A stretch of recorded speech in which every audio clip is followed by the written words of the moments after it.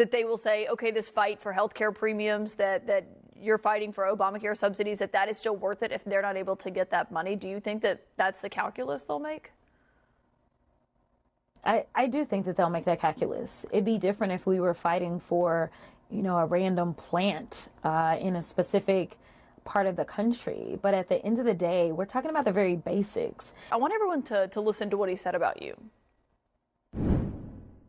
They have Jasmine Crockochit, a low IQ person. They have AOC's low IQ. You give her an IQ test, have her pass like the exams that I decided to take.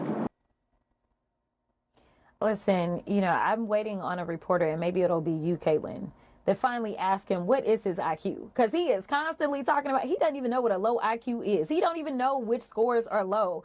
And I can guarantee you that whatever score, if he's taken one anytime recently, I'm sure that his qualifies as low. Listen, he's never been known to be an Einstein. This is not a guy who got in on merit when it came to going to college. This is someone who, but for him being born with a silver spoon, probably wouldn't have got into anybody's institution, unlike me. So, I am not worried about that. And I wish people would look at the fact that you have a president of the United States who consistently is obsessing over 2 women of color that are members of the House.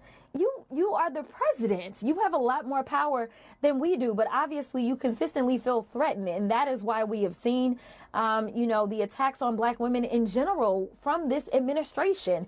I don't know what black woman hurt him in his past, honey, but it is really taking him through it. But I really wish, for the sake of this country and honestly for the sake of the world, that he would focus on his real job and stop worrying about me. My constituents would worry about whether or not I have an adequate IQ, even though that's not the test that he's taking. And it's up to them to decide. It's not him. He can't hire me or fire me, unfortunately for him. And as it relates to a third term, people need to listen to what he's saying. They need to listen to that, because that is a very scary thing. Serious? It is unconstitutional. I do think he's being serious. He has hats that are made. He's starting to get people primed for this. There are people that are riding around and wrapping vehicles with Trump 2028.